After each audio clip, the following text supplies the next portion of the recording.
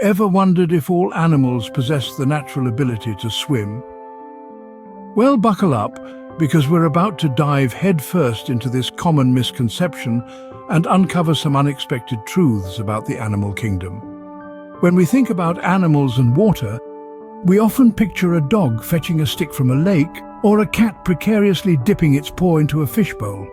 However, not all animals are quite as comfortable or adept in the water. In fact, there's a surprising number of species that lack the capability to swim. And no, we're not just talking about the ones you'd expect, like desert-dwelling animals. In this intriguing journey, we're going to break down this topic using a list format. We'll be profiling a selection of animals that, despite what you may think, are all at sea when it comes to swimming. Each of these creatures has its own unique set of characteristics and adaptations, which make them fascinating to learn about. Some of these animals are quite famous, while others might be species you've never even heard of. But before we delve deeper, let's clear up one thing. How do we define not being able to swim? Well, in the context of our exploration, we're referring to animals that either physically can't swim due to their body structure, or those that avoid water at all costs due to a deep-seated aversion or fear. And here's a little teaser for you. Can you imagine a humpbacked creature that traverses vast deserts but can't paddle across a pond?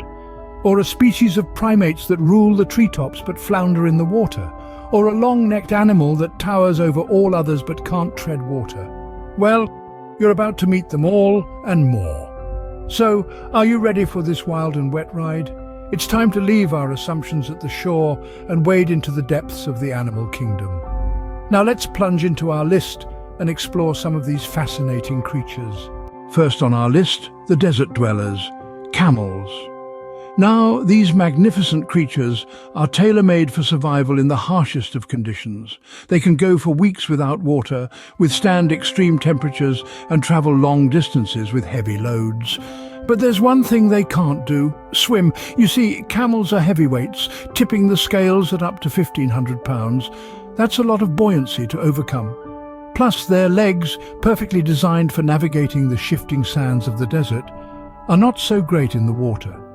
Unlike webbed feet or flippers, a camel's legs can't effectively paddle through water. Also, their large, flat feet, ideal for preventing them from sinking into the hot desert sands, add to their buoyancy issues.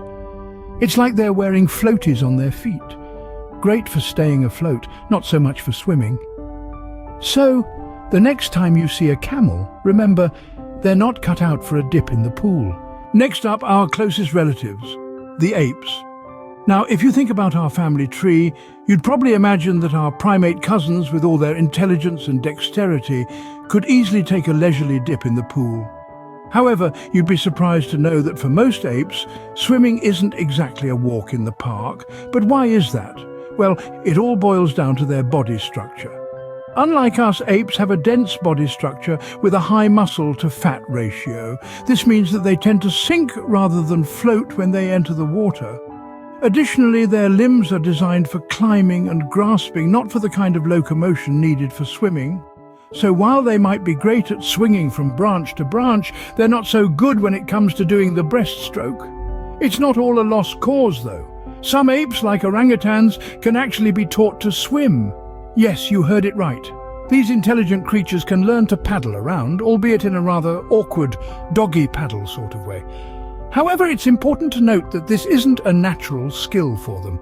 It requires extensive training, and even then, they don't exactly take to it like a fish to water.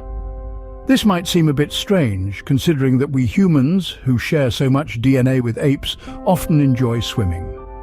However, our ability to swim is a complex trait that's likely the result of a number of evolutionary adaptations, and it seems like these adaptations didn't quite make it to our primate cousins. So it seems like the swimming gene didn't make it to our primate cousins.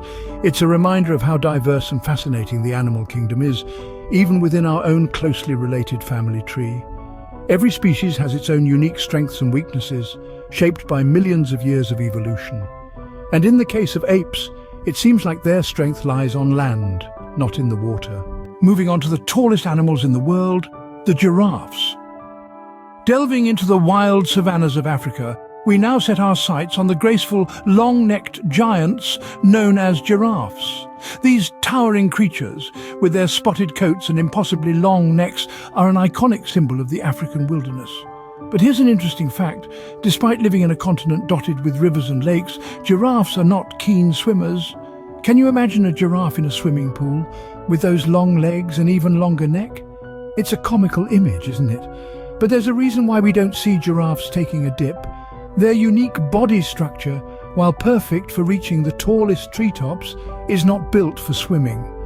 You see, a giraffe's neck is incredibly long, yes, but it's also quite heavy. This, combined with their tall bodies, gives them a high center of gravity. In the water, this could cause them to tip over, making swimming not only difficult but also potentially dangerous. In addition to the risk of tipping over, their long legs aren't the best for paddling. Unlike other animals who can move their legs in a coordinated manner to swim, giraffes would struggle to do so.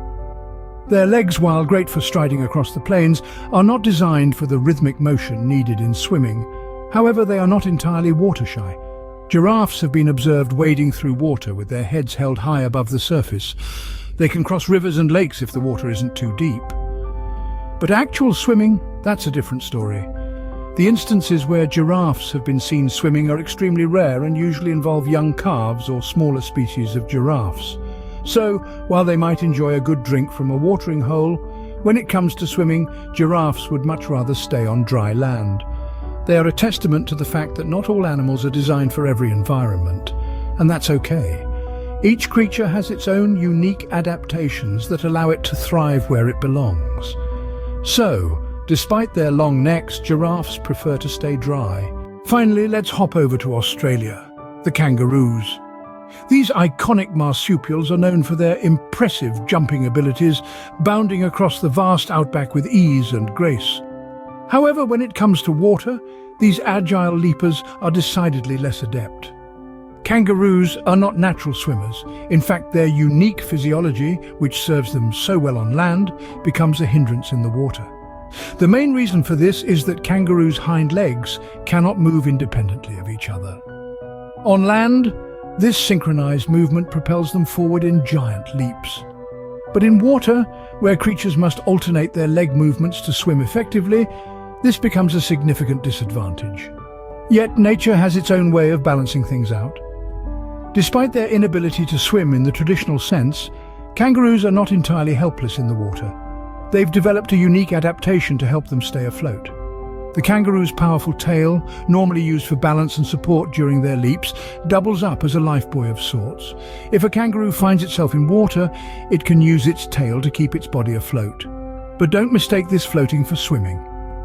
True swimming requires a level of control and maneuverability that kangaroos simply don't possess in the water.